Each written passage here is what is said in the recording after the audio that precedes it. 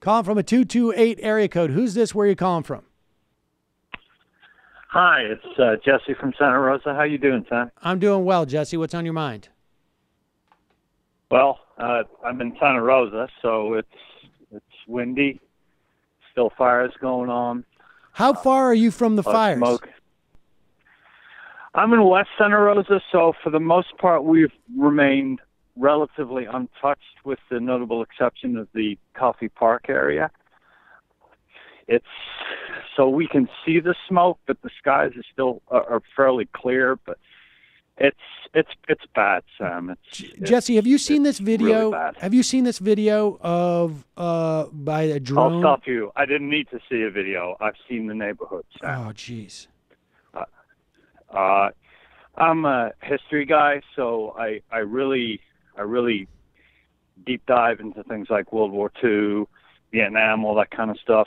Very familiar with the black and white photographs of burned out streets due to fire bombings, and that's exactly what it looks like. We're actually right now we're looking at there's drone footage of, I guess, a postman. I don't understand what's going on here with this, but they yeah, it's dystopian to say the least. It looks it's almost impossible to sort of to process. I mean, I've never seen anything quite like this. And give us a sense of, like, I mean, what I don't understand is, like, how was it that people are missing? Or, I mean, I can understand how people are missing. They run, and they, people haven't gotten in touch with them.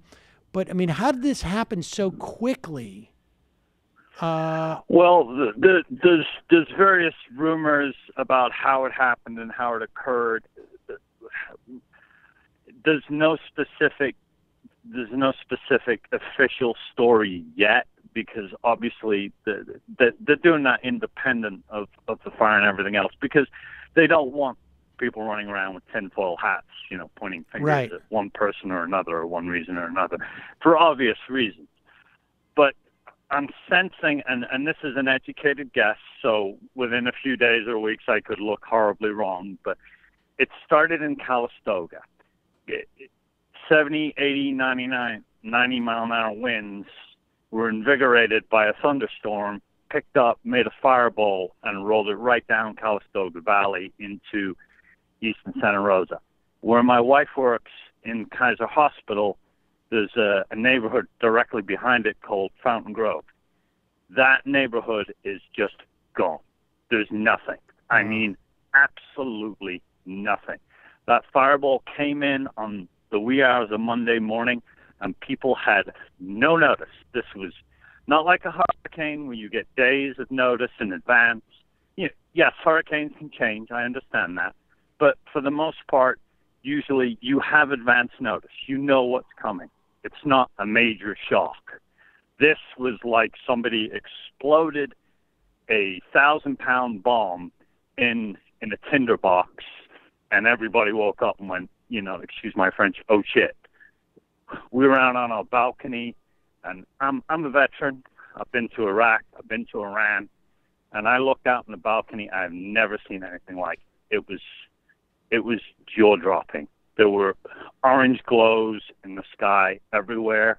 It was surreal. My wife and I looked at each other, and we said, oh, shit. We got our shit together, and we put the radio on, which is the best source of information. All the social media is nice, but the best source of information is your local radio, funnily enough. And we listened, and we just hoped. You become a little bit mercenary in times like this. Sometimes you become a little bit selfish, and, you hope it's not your home. But at the same time, I'm a runner. I run all over Santa Rosa. I have for years, in the state parks and everything else. And all these lovely places that I know are gone. It's a tragedy we're going to be dealing with for years. And it's difficult to take. It's hard. Is there a sense when that you have a president? just so unself-aware, and you have Puerto Rico and the Virgin Islands going on at the same time, and it really is Nero fiddling in Rome. I mean, you know. Is there a sense that they've been able to, in any way, like begin to get any of it under control? I mean, it's very hard Sam, from here to get. Yeah, I understand that, but here's the deal, and my voice isn't frustration at you. It's the situation, so don't take it that way, please. I know. The firefighters are in the front line. They're in the trenches right now. They're battling just to get the fire out of the way. Containment, that will come within the next couple of weeks. The containment now is 2%, 10% here. It's minimal at best. They want to get people out of the areas that are in danger, and they want to save lives. That's their primary goal. So there's a lot of frustration from people. How, you know, why aren't there planes in the sky dropping water? Well, there's smoke everywhere. You can't have planes in the sky if they can't see what they're dropping the water and the firefighting foam on, for obvious reasons. You can't drop that stuff on neighborhoods. It's not going to work that well. Plus, if you're dropping it in hope or you're hitting a fire, it's a waste. You know, it's spitballing at a fireball, literally. So, as far as the progress goes, most of the fires are pushing to the south. So you're seeing very heavy smoke over places like Marin County, the East Bay, Oakland, San Francisco. Their smoke and air quality is worse than it is here. But the main fires are still here and in Napa. I sent you guys. I tweeted you guys a map of the current fires. If you look at that map, it gives you a good sense of what's going on.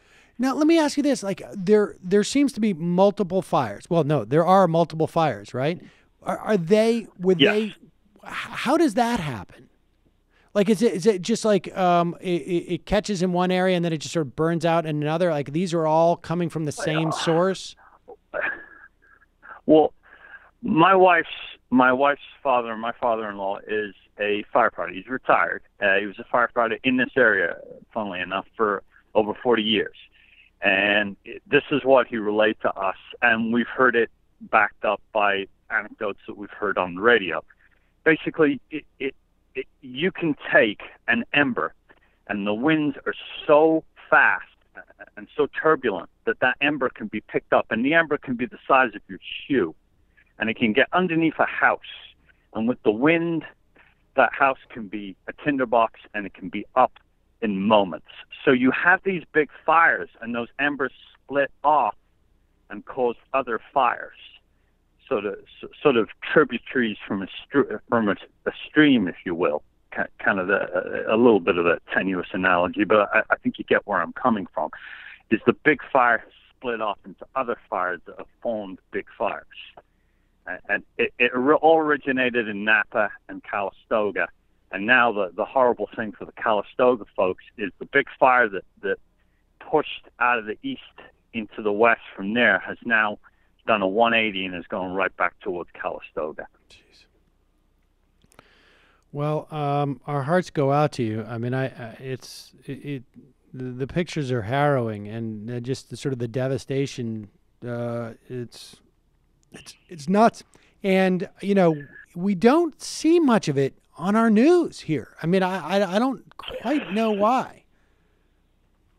Well, I think you're being a touch sarcastic, and if not, I'll give you a reason why. I think because it's California, and it's not Texas. Right. I mean, it's, you know, why doesn't Puerto Rico get coverage? Right. You know, why aren't the Virgin Islands being covered? This is the country we live in, and you know, things have a tendency to have more impact when they have direct impact upon you. Right. And we wake up every morning now, and we live in a completely different world than the one we lived in a week ago. And the obvious, fortunately for Sonoma County and Napa, and I will say this, there is money here. There are fairly wealthy counties for the most part. So we're going to be okay in the long run. Now, I will say this as well. There are a lot of people, especially in that Coffey Park area, that did not have insurance. and are screwed. Yeah, and you know what insurance companies are like. They're a nightmare. I happen to have a very good one in USAA. That's a rarity. Not everybody has the type of insurance that USAA offers, and they're going to have to fight with their insurance companies over small print. I was stationed in Mississippi. That's where the 228 area code comes from, by the way, for a number of years, and familiar with that battle that folks had to fight post-Katrina. So it's going to happen here too. But we'll do our best. We're volunteering. We're trying our best. I will say one little thing, and I'm sure you're well aware of it. I have little to no respect for the Red Cross. I think they're an awful organization. We got. I know you're pressed for time, but my wife volunteered over there, and she's an RN with a number of years of experience.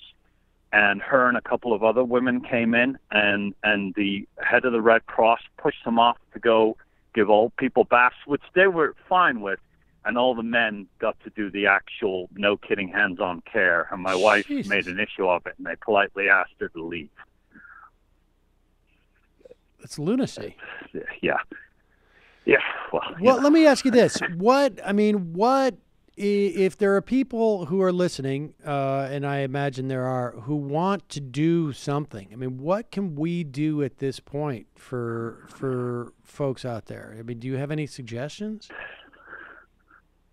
Again, it's a little tricky, and I got to be very careful what I say here, but I'll be honest. Most of the people up in Fountain Grove are very wealthy folks. They have good insurance. They will be okay. It's the Coffee Park area, and I if I can find details about what to do about that, if there's a GoFundMe or whatever kind of thing, I will send it to you guys. But Great. Those are the folks that are going to need looking after. Because no offense, but a millionaire that owns a winery who had the McMansion burnt down. I mean, I know it sounds callous, but they're going to be okay. It's horrible, but they're going to. But they have mechanisms. They have means to which to recover. Right. Yeah. I understand. I mean, that's an immigrant family that's living in a house in Coffee Park, barely getting by, worried about ICE banging on the door every day. That's a completely different issue. Yes, of course. I mean, in one instance, it's going to be a horrible event in people's lives. In another, it's going to be life-defining in many respects. So, all right, look, I appreciate the call and you updating us. And send us an email at Majority Reporters if you have any suggestions as to how we can help. I will do, Sam. Thanks. I will do. You guys have a great day. All right, you too. Bye-bye. Hi, folks. Sam Seder here. We still need your help on our Patreon page. YouTube ads have come back, but not nearly as much as we had before. So if you can help us out, any little bit helps. Head over to our Patreon page right at this URL, and you'll help us keep helping you by making videos